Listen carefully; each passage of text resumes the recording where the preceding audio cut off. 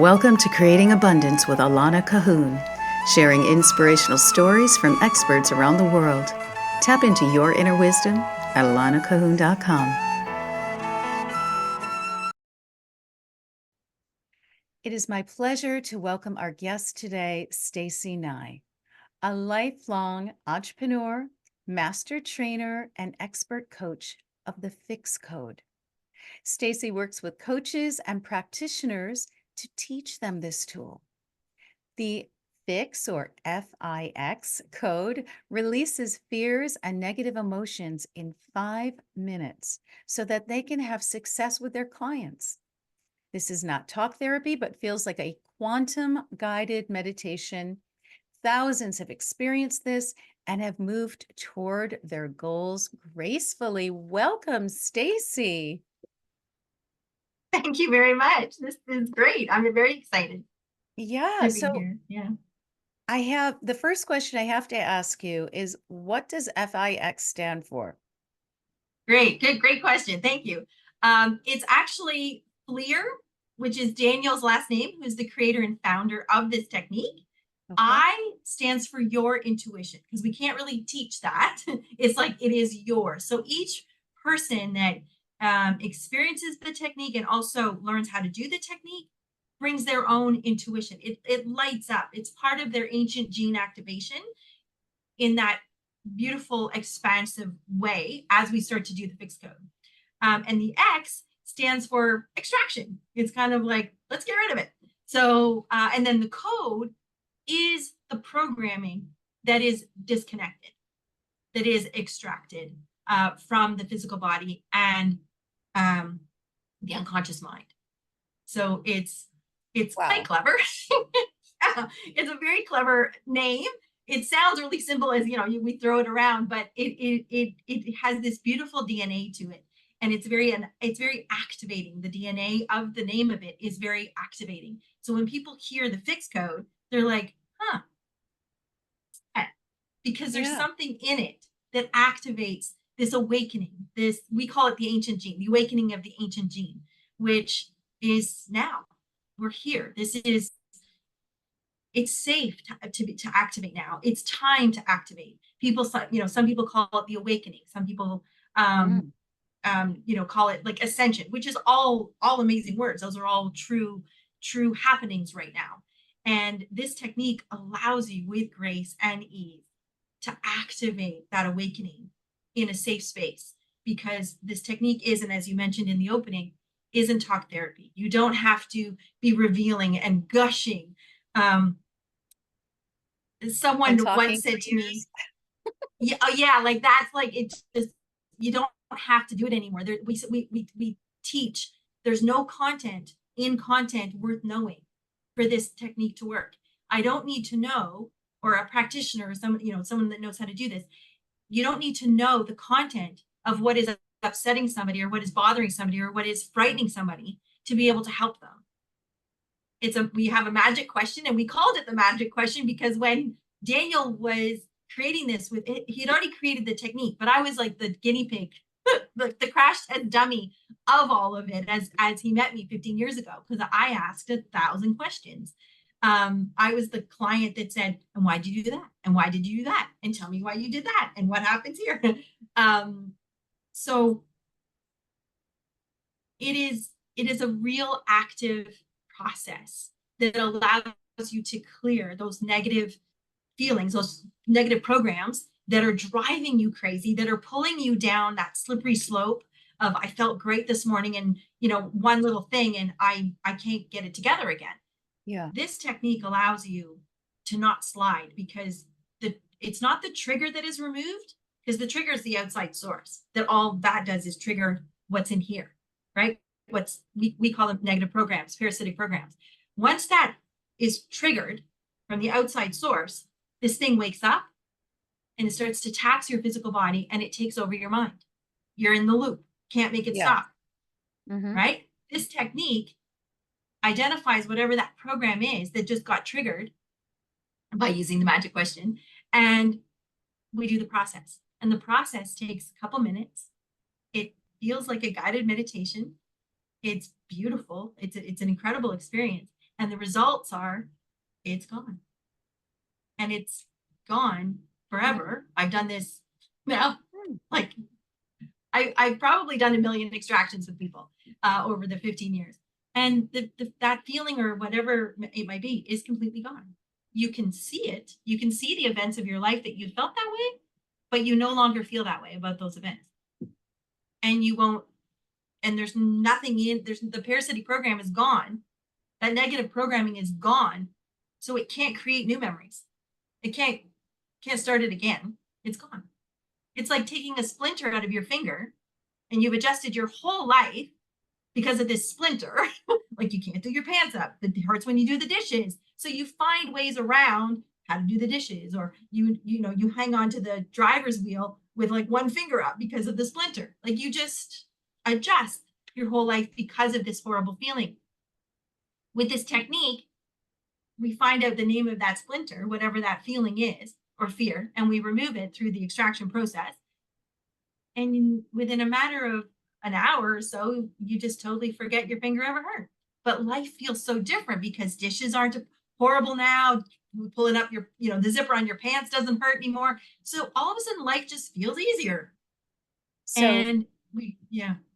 So this fix code sounds like it gets to the root of the problem, the source wound. Every time. Yeah. And it accesses the I, which is your own innate wisdom. So if yes. For instance, you were doing this with me, it would be my intuition, and then you would shift the code. You would, I don't know, impact within my psyche a new code. Is that it? What happen, and I'll ask you and your viewers magic question, because it's not a secret. Okay. Magic question is, biggest problem you have in your life right now, when you think about it, don't tell me what it is, but when you think about it, how does it make you feel? If you could put it in 1 or 2 words, what would it be? Whatever you and all of your viewers say, that the word comes to you, it's like you can't fake it. Whatever it is going to pop up. Whatever that word is what we do the work on. And what happens is that whatever that is, whatever that feeling or fear is right now that you're feeling, when we do the work, all of the content that you felt that way about, all the memories that you have that you felt that way about, which are thousands and thousands of things, you no longer feel that way about them. It's just a memory. So it becomes neutral. And then what happens is because it's neutral and there's nothing anymore pulling it up, because it can't be triggered, the feeling's not there to be triggered, you stop thinking about those events. Yeah. Because they're not getting pulled up anymore. So you just forget about it. You forget about that event. You forget about what she said. You forget about that horrible thing, like all of it. So it's incredibly I always joke around, and yet it's the truth. The fixed code technique, when you use it on a daily basis as a regimen, as like brushing your teeth, I do this is something I wake up with, and I say, okay, biggest problem you have in your life right now, when you think about it, how does it make you feel? If I'm like, I'm good. But all of a sudden, if something's like, something's niggling there, okay, I do the work. It's like brushing my teeth, and then I get on with my day.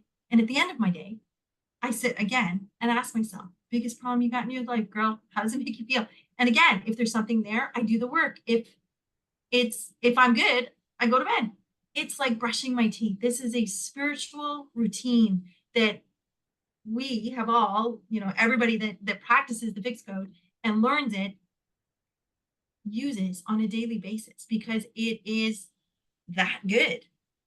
Yeah. It keeps us in clarity. It keeps us, our mind. You want peace of mind?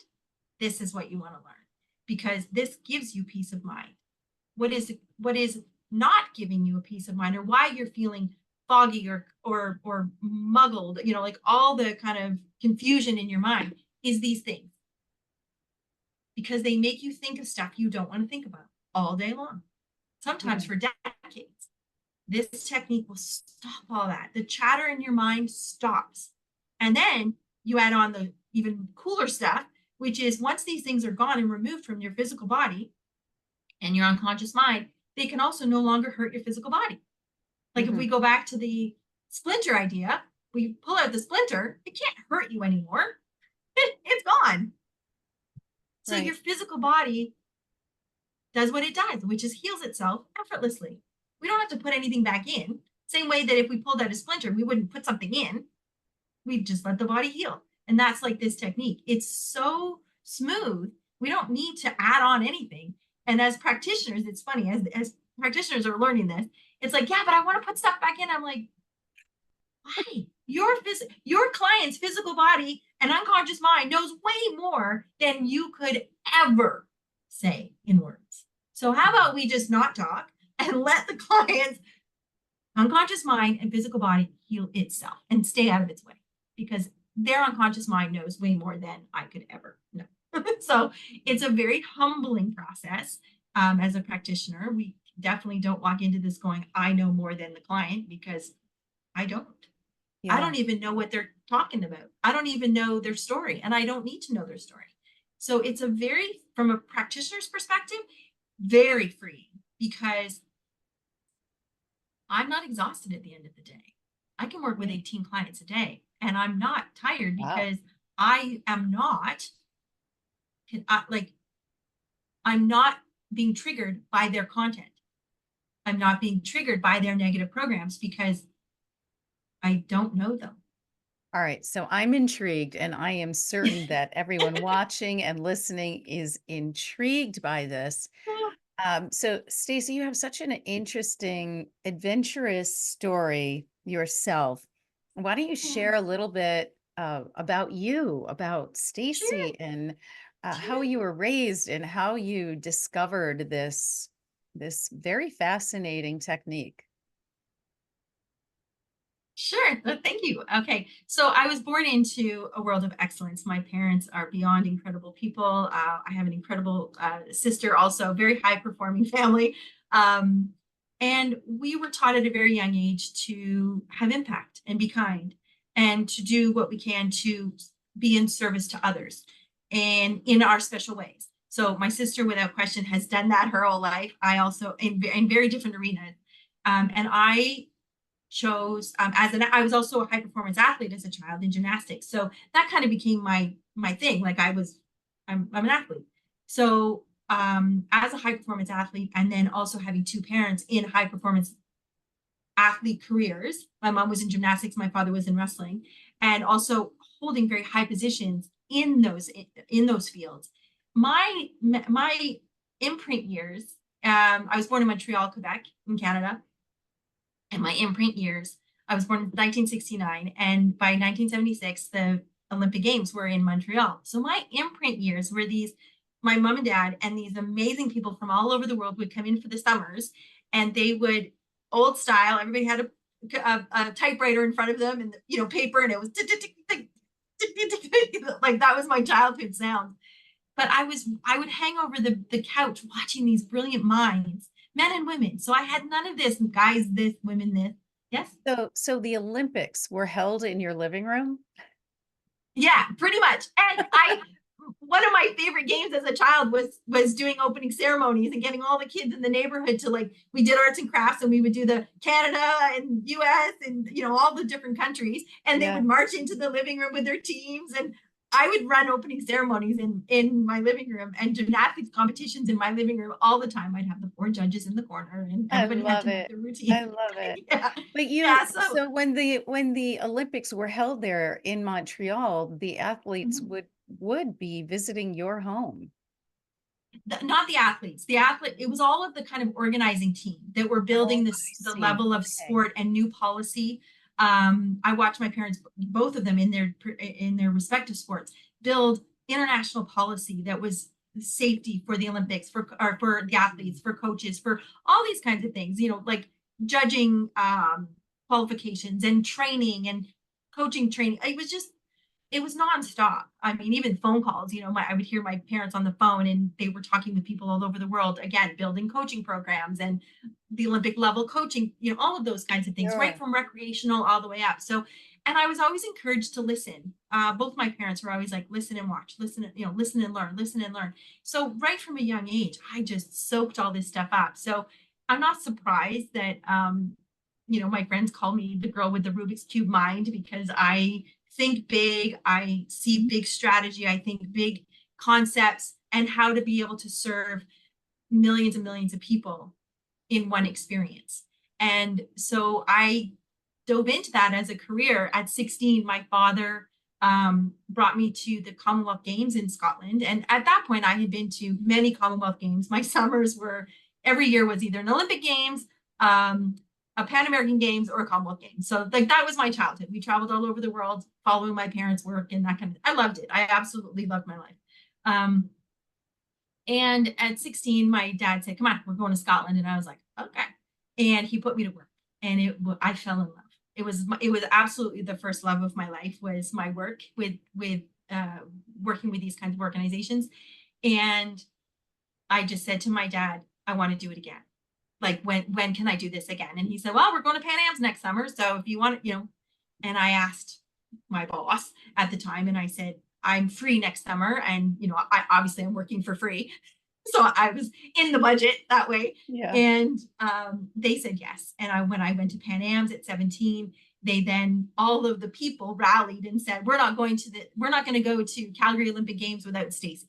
So, because I had organized the office and transportation, and I had created this big wall board that everybody was like, holy cow, this is incredible. And I just kept falling more and more in love with all of these experiences. And I ended up in Calgary Olympics, which again sent me on a total amazing journey. Learned how to ski, like all sorts of fun stuff, because I was out in the mountains, and then was asked to do Seoul, Korea. Now I'm not even 20 yet. I think I was 19 in Seoul, Korea. And that was a massive Olympic Games. And I decided to start traveling the world instead of going to school, because I'd already missed the September of school, because the Olympics were in September. So I thought, nuts, I'll keep traveling. And that's when my sister and I were traveling together, and we ended up in Sydney, Australia, and Bondi Beach, and both of us fell in love with Bondi Beach. And my sister ended up, still to this day, lives there. She met somebody and fell in love there. And I've gone back and forth many times in my lifetime to Sydney, and I ended up working on the Sydney Olympic Games, because again, part of that, just love for all of it. Yeah. And then last year, my son's in university now. I kind of had no reason to be sticking around the little town I was in. I knew that the fixed code for me was a global, it was bigger than kind of my interaction on Zoom, because this really came to light through COVID, because we were doing live events prior to COVID, which is, labor intensive. When you're doing live events, it's very expensive bringing everybody in. And I didn't even know Zoom existed before COVID. Like, it wasn't kind of my thing. Computers are not my thing. And I saw the opportunity to really kind of go global with this, in a way of being able to reach people at a very affordable way. And how could I figure this out? And I did. And we started to run the courses, the online training, and then we added in a live training, which is Zoom. And then the impact started again for me. But in the middle of all of that, so 2000, I was in Sydney, and then 2004, I went to Greece for the Olympics there, which was, again, amazing experience. But in 2002, my life took a really wicked turn. And because I had been living in such a high frequency environment, and high frequency people, and very goal oriented, and very high vibe is basically it, like very clear people that like spiritually mature, is the best way to explain it. I was in a very spiritually mature environment. Both my parents are very spiritually mature. So I knew the etiquette of this world, and I thrived in it. And it was very kind and polite space. And in 2002, there was an accident, and with my husband and I, and I fell into what I call hell. It was the only way to explain it, because I had never been in this space, in this frequency. It was terrifying. It was dark, and I didn't even know dark existed, like not even a little bit. And even if it was around me, I didn't notice it. I just didn't. I always felt very protected. I always felt like there was an army of big spirits around me going, you touch this girl. I always moved through life very effortlessly and very gracefully Oh, and with a lot of beautiful. ease. Yeah, Exactly. Yeah. yeah, so I didn't know any different until this particular night. Okay. And this night is the only way to explain it, is like hell came screaming in. I could actually Mm. hear it. Like I could hear hell screaming in. And my life changed instantly. We were bankrupt in a matter of seconds. Like when I look back, it was like that moment collapsed us financially, spiritually, emotionally, all the happy left. And it So the was a universe just struggle. gave you Everything. one big blow. You'd had a really wonderful, glorious ride in this safe environment, exciting, Yep. adventurous. You felt a high vibe, and then just Oh, because often we fall, right? This is part of life, but it sounds like yep. this fall came crushing down. Oh, and I think because they knew how strong I was, that I could always sort it out. I always had this like incredible optimism. Like, it's okay. Like, I was never like, oh, if that didn't work, I never sat in it. It was just like, okay, Yeah. well, not for me. Like, all good. Like, I never felt rejected or none of that. It was just like, okay, well, move on. Like, Yeah, you I had a can't, smooth ride. Yeah. pretty much, yeah. So And then what and happened? everything fell apart. So now Yeah. it's like zero finances, really in trouble that way because of the hospital bills and all that kind of stuff. And Oh, it boy. just really threw me off my axis and I got lost. I got really scared. Yeah. And more than I was more scared that I was lost because I'd never been lost in my life.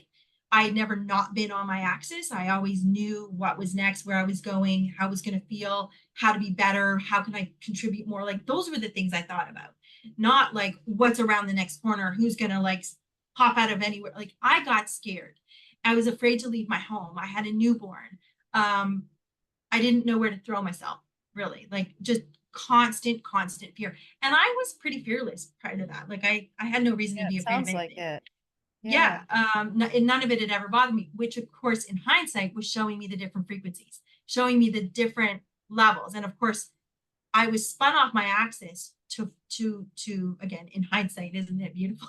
But while you're in it, it kind of sucks. Is as it moved me through, we ended up, my husband at the time and I moved to this little town, which was only 45 minutes from Daniel, who is the creator and founder of the Fix Code. And I Okay. opened up a little gymnastics club. And again, I would never have moved to this town. It was 6 or 7 hours away from where we were living. So I would never have moved there. But all of this incidents, moved me in this direction. So I'm now in this little town. I'm trying to figure out what to do for work because what am I going to do here? I ended up opening up a gymnastics club, which was super fun and it was really easy and it was perfect for the where I was in my life at this time. My son was 5, so I owned my gymnastics club from like he was 5 to 10, so it was pretty perfect. Best playground in the whole town. Every kid came to it every day. So in this particular pocket of my life, even though I was hanging on by my fingertips, I really was. I didn't know where I was. I didn't know what was coming by the moment. It was horrible. But of course, nobody knew. I told nobody anything because by the time I got to this little town, the accident was so far behind us that to say Mm. anything now, and I'm so private. Like to think I talk on podcasts and tell this story is crazy because nobody knew anything. Not even my sister knew really what happened for years and years later. So I'm very private at my base. Um, I was sitting in, we ended up getting separated around the, about a year after I opened the gymnastics club. And that was the end of me. I was just like, okay, I've got nothing left, but I have to keep showing up every day for my child. I have to keep showing up every day for my little people in the gym and my coaches. And I had a huge staff and, it was a big responsibility, 7 days a Yeah. week, Yeah. 14-hour day kind of business. So I had to keep it together. And one of the moms popped in my office one night and it was dark. And I was, of course, sitting there with tears coming down my face, just holding it together. And I think I was like, 20 days into my separation. And she said, okay, sweetie, like you give so much to every single person that comes into your life, stranger or bestie, like you give it all to every single person. You sit on every kind of board here, whether it's the Christmas Foundation or the Christmas parade or whatever, you are all in everywhere we go. So none of us know what's going on, but we know something's up. And she said, I ran into an old friend from high school at this trade show last weekend, spiritual trade show thing. And he's doing this really cool thing. She goes, I tried it. And she said, Stacey, I just made you an appointment. I hope that's okay. And I looked at her and I said, that is very kind of you. Yeah. I'm like, that is really kind of you. And thank you so much. And I'm thinking, oh my gosh, like, I just can't do this. But yeah. I just like, again, graceful. It's like, thank you so much. Wonderful. Like, just let me know where you live and I'll be there. So Friday morning, I go. And I actually felt hopeful because I was like, maybe this guy can help. Like, I don't know. So I walk in and this is when it all starts to go really wild. I walk in, I look at this gentleman, and the first thing I say is, oh my God, you're real. I had seen his face my whole life. I always thought he had been like an elder or like one of my advisors or he just always in those moments, he just always put his hand out and would lead me like a wise man or something. So hang on. So in your mind's eye, in your intuitive moments, you saw visions of this man. And then his face. Then you meet him and you're like, oh, you're alive. You're real. You're a real person. Yes. Yes, it was very surreal because and he did the same. Like, oh my gosh. Afterwards, as we got talking about it, I saw his face. Like, it was like, oh my gosh, you're real. What he saw in me was a spiritual signature. And he's like, oh my gosh, it's her. Like, I've been looking, it's her. So I didn't know anything. This is getting so good. I wish we had a lot more time, Stacey. I might have to have you back so that we can go into this deep web of fun. Yeah. So continue though. Yeah, continue. Okay. So the moment he sees me, all of this happens in a nanosecond. And then he looks at me and he says, oh my gosh, you are so sad. And I'm like, yes, I am. And I start crying. And he's like, hang on. You just sit down. So I sat down. He said, okay, close your eyes. And I did. And I followed his instructions, took a couple of minutes, and I opened my eyes and I looked at him. And he said to me, so can you think of anything in your past now that when you think about it makes you feel sad?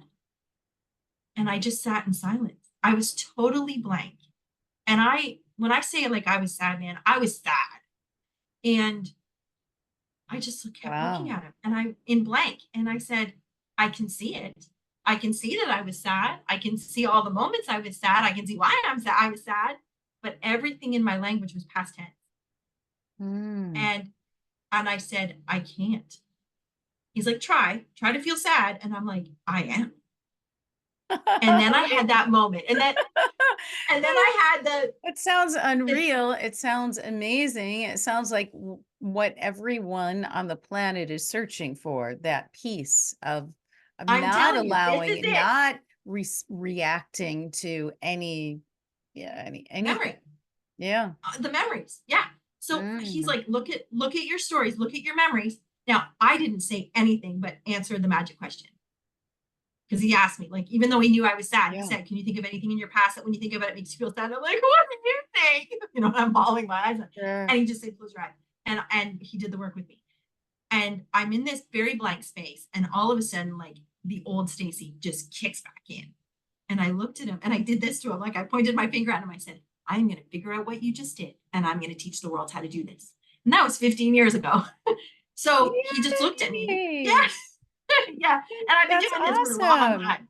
Yeah. I've been doing this I've been teaching it for about solid for 10 years now. But I was a practitioner before because I said, if you can teach me how to do this, anybody can learn how to do this because this is not my background. I don't talk like this. I don't think like this, but I do have a Rubik's Cube mind. So I am going to figure out what you just did. And I am going to teach you how to do it. And his answer was hilarious. He's like, I don't know about that. And my answer is, you don't know me, watch me. And that was the moment my life changed. And it was in this woman's living room, and it changed my life. And And I so put thousands of today, people. today you are the president of the company. Is that correct? I'm the vice president. The vice Yeah, president of the company. I'm the vice Okay. president. Yep. And you've Daniel helped is the president. thousands of people Oh, for over the past 10 plus years. solid. To Yeah. how beautiful. Well, thank you from You're one healer welcome. to the next. Thank you You're welcome. for Yeah, spreading your techniques and helping people to move into their greatness and to heal wounds that, yeah, the wounds need to be healed because they don't serve us otherwise. That's wonderful. that's Wonderful. right. And what I've done is from the online training. So the online training is there. You can jump on, you can buy the online training and learn this technique through the online training. You never Oh, even need to meet okay. me. It also, yeah, it's right, yeah, it's right there. So is And that you then go as fast or as slow as you want. is that self-healing? Is that what that is? What you're The describing? technique, the technique teaches you how to do the technique, Yeah. and the training comes with 10 sessions, 10 healing Oh, sessions with one of okay. our certified practitioners. So this is totally Oh, backed up wow. with proof. Like, oh yeah. And Nice. then the price is all, it's all contained, like it's one price. Sure. The To be certified, you do the work, you get certified. There's no extra price, there's no extra Huh. prices going forward. And then we always back it up with a live event. Sometimes we do a 10-week program, sometimes we do a weekend retreat. It just depends on what mood we're in and where we are in Yeah. our lives and what we're doing in with the rest of our stuff, and our other projects. But what I also do is I build other programs, that, like right now we're doing, it's called Beyond Amazing, and it's a 6-week program that pops you out of the maze. And we use the technique. I have found the codes that will in 6 weeks pop you out of the matrix and effortlessly and with total grace and with absolute backup from a certified practitioner. Mhm. And I've also got spiritual cleanses that are, I think, 24 videos. We did a summer one, we did a fall one, and a winter one. So you can just buy the videos and watch all of it, and it's all live. Like I don't Yeah. Yeah. teach, like it's all Yeah. live classes that we record. And Mm. then you just back it up with a certified practitioner and get the healing. Like How it exciting. Yeah. yeah, so there's so many ways to use this. um That's Whether that's wonderful. Yeah. learning how to do it yourself, being a client, but if you learn it, absolutely put this into All your right. private practice. Everybody So does. before we've got a few minutes left, before we close, we'll definitely share how people can access this information and reach out to you. Yeah. But I do want, and thank you so much. It's so, you know, my curiosity is piqued. So this is really cool. Um, but Yeah. tell us, Stacey, where you are right now. I'm actually in Samoa. I'm working on a passion project with my sister. It's her project. It's her brilliant mind. I'm basically, she had an idea, and she told me it, and she hired me to make it happen. So I'm kind of doing my Olympic skills of taking out of someone's mind, same as I did with Daniel. Tell me what you want me to tell me how you're doing this, and I will now go make it real. I will make it happen. So my You're a builder sisters, then. You hear the I'm a idea builder. and then you create it. And so, and Correct. I'm really, I mean, I absolutely love what you're doing with the fix code. But this Yeah. is a beautiful, as you call it, a passion project. I just love that. Yeah. And so tell us who it benefits and how it's serving the residents of Samoa. Is that correct? Yes. So there's two passion projects I'm actually on right now, including all the other stuff I do. So the passion project I'm doing with my sister is because she's my sister and she's brilliant and I want to support her in every way that I can. And I have the mind to do it. And she said, you're the only person on the planet that would be as crazy enough to say yes to this job and move to Samoa and do this with me. And I'm like, sister, I'm in. Like, you're awesome. And I want to, if I can help, I will. And if I can lend you my mind, I will. So that's one passion project, which is of my heart. These are her passions. I'm passionate about her. I'm passionate about supporting her. So that's one of my passion projects here. But my other passion project is I have a consulting or how would I call it? it's called the Ashbury Youth Center. And that is my DNA. That is really truly my heart place. And the Ashbury Center is also a youth center. And what we're doing here is we're working with the youth of the South Pacific, teaching them the fixed code. And so that they can, like in their mother tongue, whatever that, so that we translate it. And and this is the philanthropy part of my life, where we're teaching the youth of the South Pacific this technique so that they can go back into their villages, and help with the mental health crisis in all over the world. But in the South Pacific, there's not a lot of support. I understand that there is one psychiatrist on this island. Oh my That goodness. there's no way that they can help. Yeah. So this is a crisis. And with this technique, these youth are able to go back into their villages and help in the moment. They're not building businesses, they're not doing any of that, but they can help their community in crisis moments. And the great part is that you don't, the client, the person in crisis doesn't have to tell them what is wrong. So again, it's very private. Nobody, again, grace. This technique has so much grace in it. Well, that's just a beautiful, I want to close with that. It's such a beautiful story and a beautiful effort that there you are in Samoa, in the South Pacific, and helping a village and helping to teach this very interesting healing technique to the youth. And that right there says it's not that complicated, and yet it does a world of good. So tell everyone how we can reach you, and I will absolutely put this in show notes and in the information for people. And wonderful. Go ahead. Yeah, so we have a program called Trauma to Triumph. It's free. It's a 5-day plus 2-day bonus video series, and it kind of comes out every day. It's me.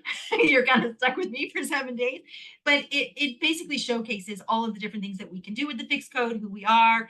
It pops you over to a practitioner's page where you can book a session. I think the girls are $25 for 15 minutes, and you get to experience this technique, because we're kind of like, we're not afraid to prove it. We prove it all the time. And these girls are amazing. They are certified by us. They've worked their buns off to be certified, and they're just beautiful people. So with the Trauma to Triumph, I've been told many times, it answers kind of all my questions. Like over the week, it really does answer all of the questions. And if you want to go further, by all means, take a look at the online training. Take a look at any of the courses that we're offering. I'm going to be putting up the Beyond Amazing, which is a 6-week program that pops you out of the maze really quite effortlessly. It's incredible. But again, I had to do it. So anything that I'm teaching, anything that I'm putting together, any course, I've had to do it. I've had to like dig deep in, and I never build a course knowing I'm building a course. I have no idea. It's just, the crap I'm going through in the moment. And then it's like, whoa, that was really cool. So my classes are raw, they're real. That's all right. So this 5-day event, is this a gift? Is this the free gift that you're offering to everyone? Absolutely. So anyone who's curious about this, and I'm raising my hand, I am curious. I'm going to sign up, and I'm going to explore this more deeply. And if it's, for me, or if there are other healers out there and you hear this might be an additional technique that you can add to your toolbox to help all of the people out there who are seeking to heal any past traumas or wounds, or so beautiful. And thank you very, very much, Stacey. This has been a joy to have you here. You're just full of light and adventure and enthusiasm. And everyone, remember that the theme here is creating abundance for radiant health, wealth, and happiness. And there's so many tools and so many amazing people like Stacey here to share their gifts. So thank you very much. And to everyone else, until the next time, namaste. Thank you for listening to Creating Abundance. Be sure to like and subscribe. Stay tuned for the next podcast and get your free ebook at alanacahoon.com/ebook.